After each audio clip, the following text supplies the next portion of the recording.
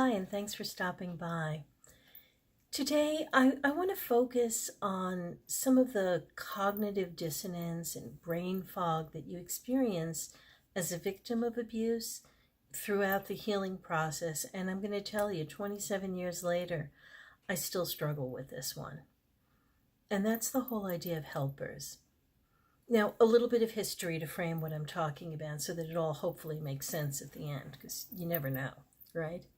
Okay, so when I lived in the van in my little dented tuna can, and we traveled around the country in parts of Canada, people would often come up to me, usually as I was packing, and in a half whisper or checking over their shoulders, "We're alone, right? Okay." And they would say, "If you and the kids ever need a place to stay, please call. We'll come and get you. Don't worry. We've got you." And I would smile and I would say, "Thank you. Thank you. That's so nice of you to offer that. No, really, we're okay. We're fine. Thanks."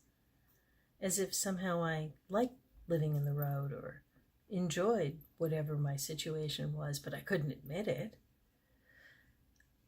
What I'm really saying is I didn't hear it. I didn't hear what they said. What they actually said was, "If you and the kids," 3 people, 3, not 4 or more people, just 3 of us. I didn't hear it. The subtext, of course, was, "I see what's going on. I'm aware of the fact that you're in a bad situation, and I want to do something to help you. I want to do something to improve your life, to give your children and you some stability." But I didn't hear that. Part of me must have heard, "You shouldn't be living on the road. That's a bad thing to do. Here, let me show you how to live." Because that's how I had been conditioned. I wasn't allowed to make decisions for myself. So here was another outside voice coming to me and saying, "Here, nope, I have the solution." No, I didn't hear that. And even afterwards, even after 1992, when I'd gotten away and I was in a safe space and even living on my own with just the kids, people would still say, "If you need anything, let me know." But what could I possibly need? I mean, short of a bus running him down, there really wasn't much they could do. And we now know it would take 22 years for anything to really happen. But put that aside for the moment. The point is that part of being abused is you become tone deaf to offers of help. You become blind to an extended hand of friendship and saying, "Let me help you, let me get you to a better situation, let me support you emotionally, physically, whatever it might have been." You just don't hear it. You can't. And that's a real problem. Because I do believe, still, in spite of everything that I've gone through, in spite of the political situation that we're living in spite of all of the empirical evidence to the contrary, I still believe in my core that people are good, that people want to help, that people want to improve their lives and the lives of those of the people that they know and care about and love. But when you're the victim, no, I'm not worthy. I'm not worthy of your help. I'm not worthy of your assistance. I'm not worthy of your caring or your love. Because part of me isn't worthy of my own love or my own caring. That's the abuser's tapes going through their minds over and over, at least in my case it was. "Nope, nope, nope, I've got it. I can do this on my own."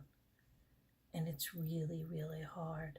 And accepting help, oh, that's a whole other nightmare, right? That's a whole other, uh-oh, now what do I do? How do I repay you? Repay.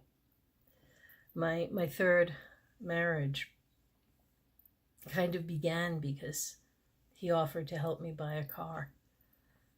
I guess I felt indebted. I mean, that's what you do, right? Somebody gives you something, you have to give them something in kind in return. And well, we all know that didn't work out, but not for abusive reasons, just a bad marriage, and it's okay. Look for the helpers. How do you look for something that you don't believe is real at the time?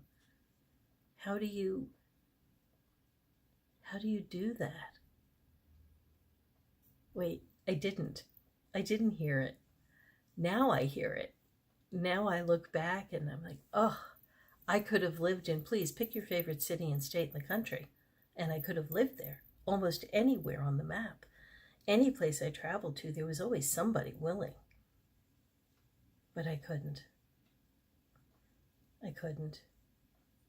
And survivors don't always accept the help graciously. Sometimes we do it greedily. Sometimes we do it tentatively. Sometimes we ignore it. And why? Because a lot of it comes down to a simple fact. We don't know how to trust that the help is truly help and not a fishing expedition for something that we're supposed to give back or do in return. As I said, I'm not really a fan of Mr. Rogers, but I do wonder sometimes when he says look for the helpers. What would he have said to a victim of domestic violence or sexual assault?